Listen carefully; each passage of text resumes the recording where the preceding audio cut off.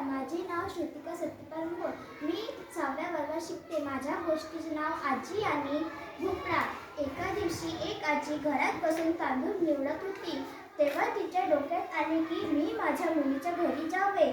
तेव्हा तिने त्याच दिवशी तयारी केली आणि तिच्या शेजारच्या घरी गेली व म्हणाली, हे धर चावी, मी 2-3 दिवसात माझ्या मुलीच्या घरून येते. आणि ते रस्त्याने निघाली. तर ते रस्त्याने निघता निघता तिला एक मोठा वाघ दिसला. वाघ म्हणाला, थांब थांब म्हातारी, आता मी तुला खाते. थांब थांब म्हातारी, आता मी तुला खाते. म्हातारी म्हणाले, अरे तू मला खाऊन काय करशील, मी तर बारीक आहे.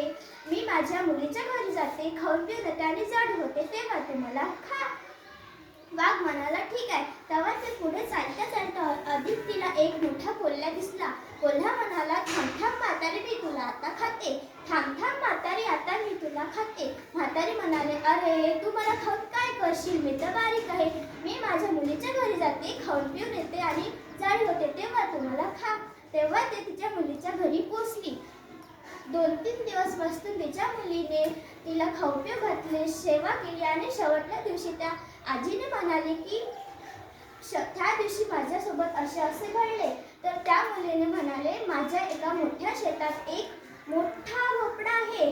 त्याच्यात मी तुला 2 डोळे, 2 हात, 2 पाय कापून देते. तेव्हा तू त्याच्यात बसून जा.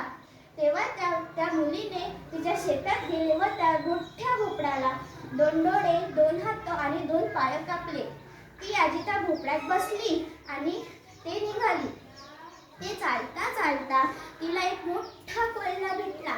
कोल्हा म्हणाला, अरे अरे भोपळा, तुला एक म्हातारी दिसली का? अरे अरे भोपळा, तुला एक म्हातारी दिसली का? भोपळा म्हणाला, म्हातारी कुतारी मला नीट ठाऊक, चल रे भोपळा टुनुक टुनुक. म्हातारी कुतारी मला नीट ठाऊक, चल रे भोपळा टुनुक टुनुक. ते म्हातारी पुढे चालता चालता अधिक तिला एक मोठा वाघ दिसला. वाघ म्हणाला, थांब थांब भोपळा, तुला एक म्हातारी दिसली का? थांब थांब भोपळा, तुला एक म्हातारी दिसली का?